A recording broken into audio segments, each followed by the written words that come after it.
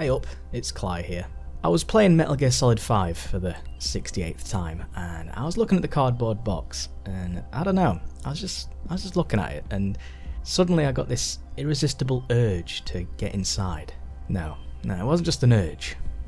It was more than that. It was my destiny to be here, in the box. So today I'm gonna see if it's possible to beat Metal Gear Solid 5 whilst inside of a cardboard box.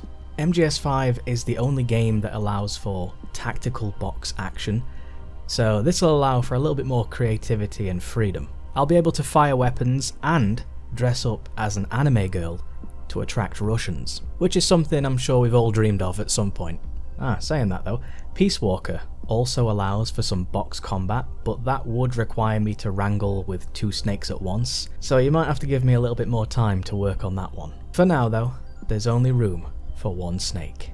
I'll be playing this on a fresh save file, so there's no access to the weather resistant box from the start, and I'll be limited in my weapon selection just for the time being.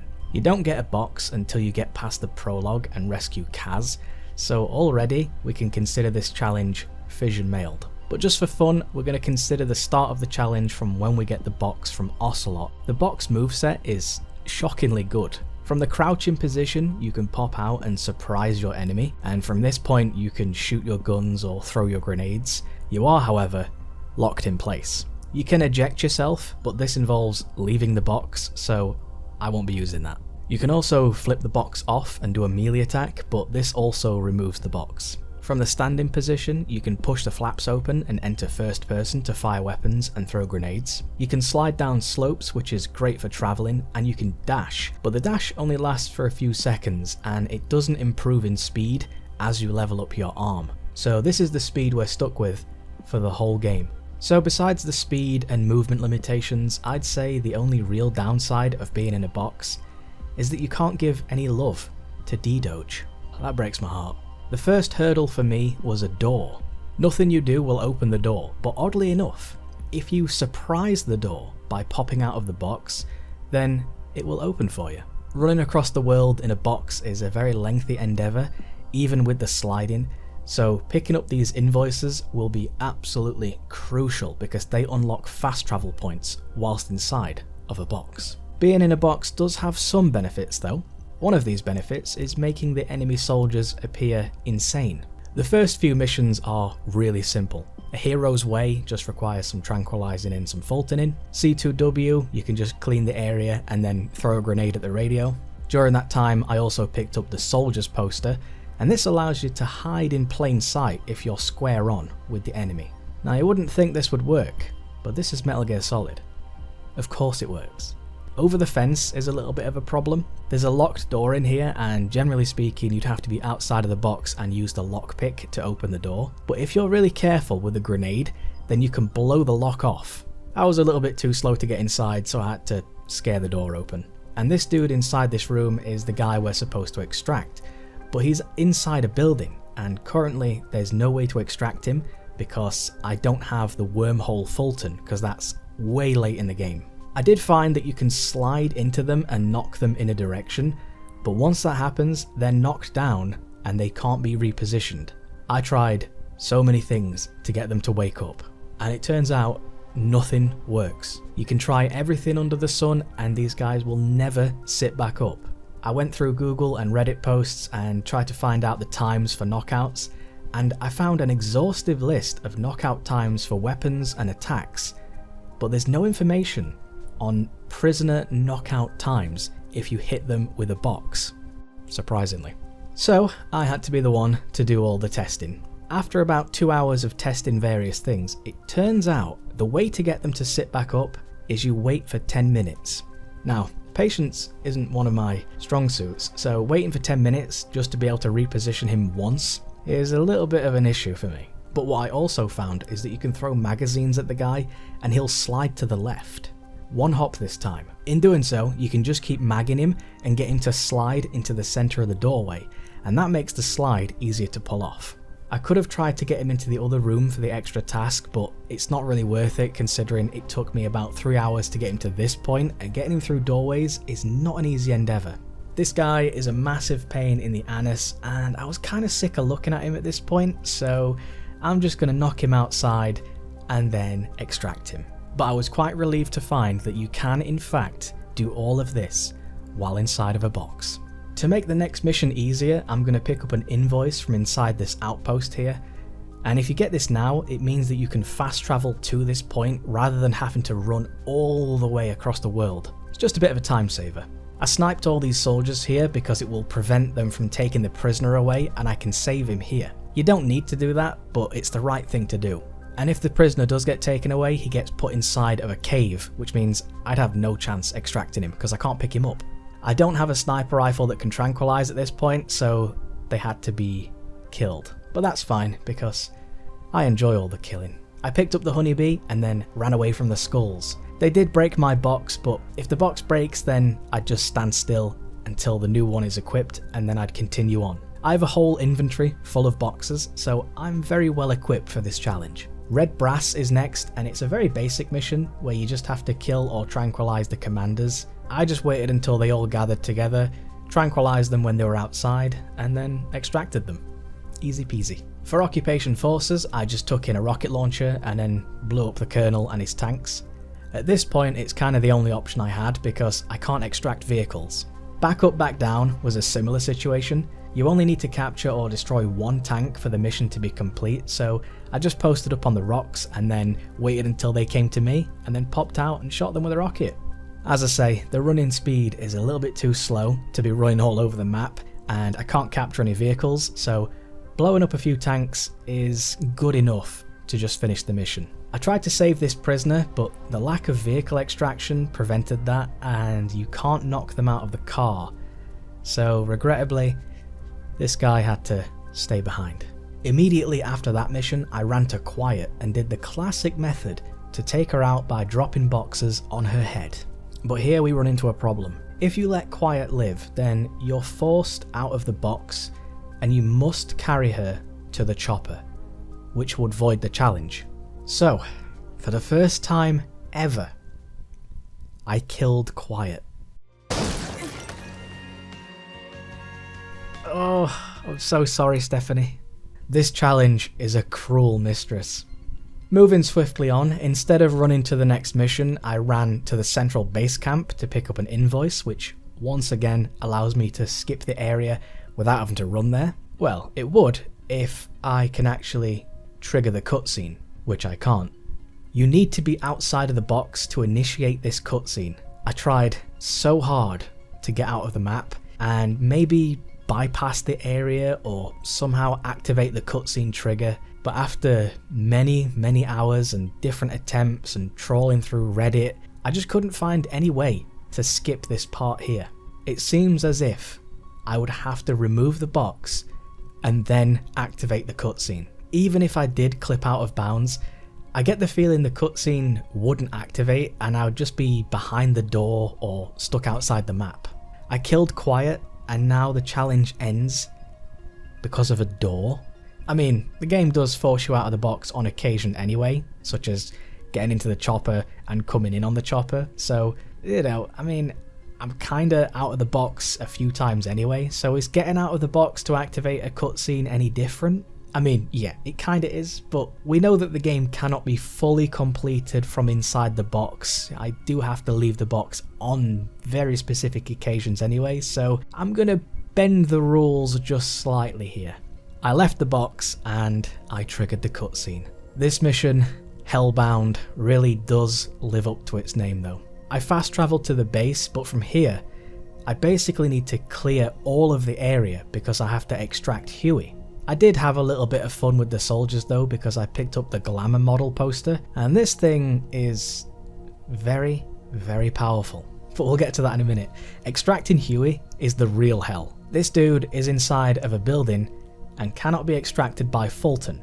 He has to be taken to the chopper at the other end of the map. You're also forced out of the box after you exit the cutscene, so I just had to put him down on the floor. So now what I have to do is slide into him and knock him from this building all the way to the front of the base. And as you know, I get one attempt to move him every 10 minutes. Kill me now. I agree, boss. I agree. It took me about an hour and a half just to get him to this point at the doorway, but I just couldn't get him through this doorway here. I tried about 4 times just to get him through, and it was taking forever, and I just get the feeling you cannot get him through this doorway. It seems as if I'd have to exit the box and then carry him outside, which is slightly different from getting inside of a chopper or opening a door, because this is a complete box removal. I thought of an alternative, which is to exit the box very briefly and activate the walker gear. When you activate the gear, the big doors open, which only takes a very brief moment, and it's a cutscene trigger, so per our Hellbound door opening rules, it kinda is okay.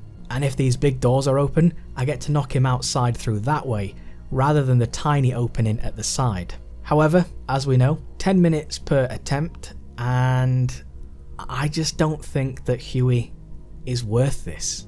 By my estimation, it would probably take about 15 or 16 hours just to get him from here all the way across the map. And I don't think Huey is worth that, to be honest. At this point, I'd probably spent about 3 hours just trying to figure this out, so I bent the rules so hard that I think they broke. What I did was I called in D-Horse, I exited the box, and I picked up Huey and placed Huey on D-Horse's arse. So then I could get back inside of the box and then run to the chopper in the box with D-Horse following alongside me. Which is a compromise, and I wouldn't say it's too big of a deal. But then we have Sahelanthropus, and D-Horse had a right fiasco because he panicked and Pequod wouldn't land the chopper. But either way, all I had to do from here is get outside of the box, grab Huey, and throw him on the chopper. Of course, I then had to shoot Sahelanthropus, and all of that involves me being outside of the box. So, no, you cannot beat Metal Gear Solid 5, The Phantom Pain, purely inside of a box, and we can blame Huey for that. He let Cypher into Mother Base, he betrayed Snake, he killed Strangelove, and he developed the weapons that would tear the world apart for generations. But worst of all, he ruined my cardboard box challenge. The absolute knob end. So, since the challenge isn't possible, I considered turning the game console off right now, but not yet. It's not over yet. I put up a YouTube poll and the majority vote said to continue despite the failure. So, we'll press on, just for you. Mission 10, Angel with Broken Wings. Now this mission has a prisoner in it that allows you to develop the Fulton that can lift vehicles, which will be insanely useful. So, to prevent the running across the world once again, I sniped the soldiers. The accuracy is never going to be great because you're forced to stand when you're shooting from in a box, so you can't crouch or go prone to stabilize yourself. At least that's the excuse I'm going to give for missing so many shots anyway. I killed all the soldiers and then blew up the tank and went to save the prisoner. This guy's inside of a building though, so I had to knock him into the next room where there's a gap in the ceiling. Thankfully that one only took about 40 minutes. There's a bigger problem though. The main prisoner here, this guy called Malik, he can't be extracted by normal means. You see, he's injured, which means he can't be Fultoned. And even if I was to extract him inside the vehicle, even if I had the cargo Fulton extraction, he would just fall out of the vehicle anyway, because the only way to extract him is to take him away manually. His hands are bound as well, which means he can't even be moved until I remove his restraints. Normally you can cut them just by attempting a Fulton extraction, but you can't even attempt one here because he's injured, so the action itself is blocked. So even if I were able to cut him free, I wouldn't be able to Fulton him and I'd have to knock him all the way to the chopper. Which would be possible considering you can get the chopper quite close, but even so, it would still probably take about 4 or 5 hours. And even then, you do have to leave the box to put him on the chopper. But that's all hypothetical because I can't cut his restraints. So once again, I had to get out of the box and I had to save Malik manually. Not only did this guy fail the Circle of 9, he made me get out of my box. The pleasures of the flesh are no longer his. I highly doubt anyone will get that reference, but if you do, I love you. Oh, quick little update that might save me some comments about 6 years from now.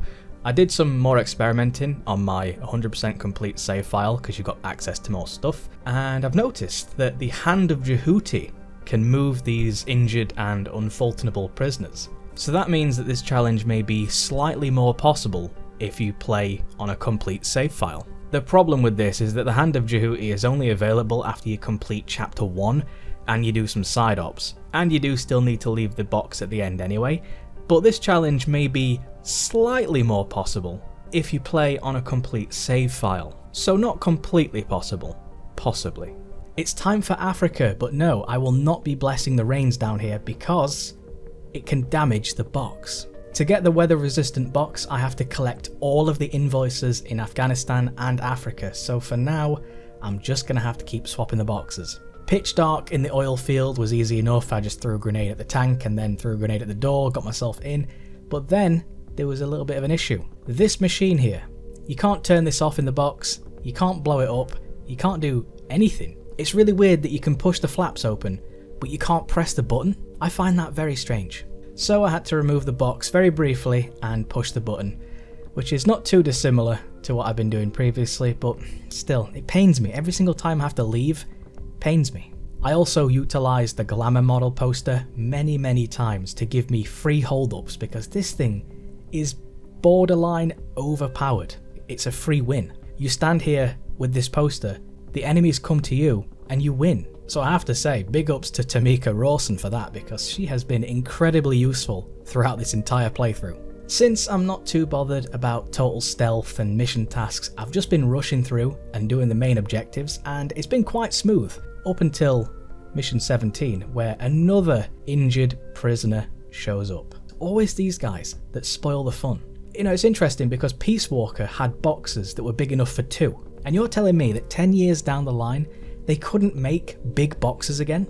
This is hog shit. And the same goes for Blood Runs Deep, mission 18. There's another cutscene door that can't be opened with a grenade, so once again I had to exit the box and then use the door. And behind this door there's a bunch of doofuses who can't be extracted by normal means. One of these kids can't even move, so it would be possible to kill all of the enemies, make the area incredibly safe, and then slowly knock the kid to the chopper. But that would be exactly like Hellbound with Huey and would take an extremely long time. Plus, at the end of it all, I'd still have to exit the box to extract the kids, so ultimately I decided to use the old method of just drugging the kids. This one got it right up the arse, placing them in a vehicle and then Fulton in it so I didn't have to deal with all of that bollocks.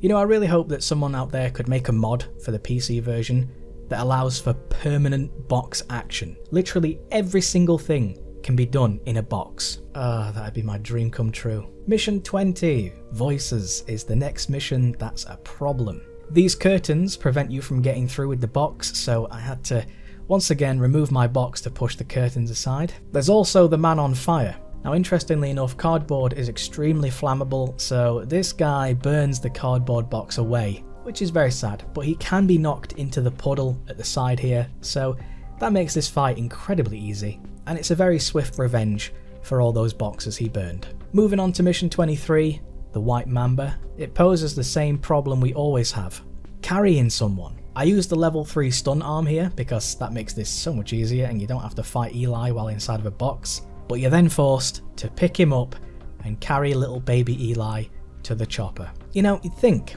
with him being a snake, he'd appreciate the allure of the box, but for some reason he hates them. Mate, the box is literally in your genes. This kid even carries a box cutter with him. Clearly he hates his legacy, but we have rules around here, and the main rule, no box cutters. Speaking of annoying children, we have another one. Mission 25, Aim True Ye Vengeful, has another unfaultonable prisoner and a child who I can't yet float away because I don't have the Fulton for that. So once again, I'm going to stick him in the back of the car and send him to the sky. Well, the little kid anyway. The bigger dude fell out because he's injured and you can't Fulton injured people, so I had to carry him. I've tried so many things with these prisoners and it just seems like there's no other way. You just have to pick them up yourself. It's a shame really. But you know, consolation prize, I do get to knock out loads of children, so there's a silver lining somewhere. And the same goes for mission 27. Can you guess what the problem is? injured prisoner. So I ended up just scaring the life out of this fella and then carrying the prisoner to safety. Take a wild guess as to what the next problem might be. If you guessed another prisoner, I'm sorry, but you'd be correct because it's another prisoner. Mission 28, Code Talker. This guy can't be faulted, and knocking him all the way to the extraction point with the skulls around just isn't feasible. So once again, I had to carry him. I did get the last invoice up here though, which unlocks the waterproof box, so it's not all bad, just mostly bad. After this mission though, I get to fight the skulls inside of a cardboard box, which is difficult but very possible. You just need to bring out the big arsenal gear and blow these guys sky high. The box also provides a little bit of damage reduction because the box takes damage instead of you. But I don't know, I think the box is actually increasing your hitbox, so perhaps it's not the best trade-off because you can still take damage. Interestingly enough, there's no bulletproof box. Maybe if we get Metal Gear Solid 5 in the next collection, they'll add that in. I mean, no, Konami's not going to do that. Konami's not going to do anything. But, you know, you'd think Diamond Dogs would invest in that. You know, a bulletproof box for the guy who uses a box all the time. I know I'd invest in that. What I found was that hiding inside the building was a very good strategy because they don't really seem to shoot you too much in here, but you still need to be careful of the cloudy arse spikers because these things can come inside and you can get a little bit trapped. I had to resupply a couple of times due to my lower level gear, but eventually, after a lot of running around, I took out the skulls inside of a cardboard box. Unfortunately, I then had to get out of the box to pick up Code Talker, but that's fine, you know, it's kinda par for the course at this point. Almost right after the skulls fight, you have to fight Sahelanthropus. Normally I bring Klye along for this fight because she is absolute perfection, so I'm doing this solo, with a little bit of help from P-Quad every now and then. You gotta give credit to P-Quad. The box isn't too much of a hindrance really. You can't reload inside of the box though, so you kind of have to open the flaps up and then change mags. And of course your speed is reduced, so it's not ideal, but it's definitely not impossible. You know, in fact, I think the box might be beneficial in some ways. The box can slide, which makes for some really good evasive maneuvers, and if you get set on fire by the flaming crotch, then you can equip the box and it will extinguish the flames. So it definitely does have some positive aspects. I'd say the main issue is that the flaps get in the way when you're trying to shoot a child in the face. But it's fine, I still got the shots off, so it's okay. I had my controller plugged into port 2. And that is it, that is the end of chapter 1. Some people consider this the proper end, since chapter 2 comprises mostly of just repeat missions and fetch quests. And unfortunately, the subsistence missions are completely impossible. Subsistence missions require you to drop in with no gear, and that includes no cardboard box. So from this point on, there's no way to bend the rules, there just is no box. Shameful. So you can beat chapter 1 98% in the box, but when it comes to chapter 2, nah. So, can you beat Metal Gear Solid 5 The Phantom Pain as a cardboard box? No.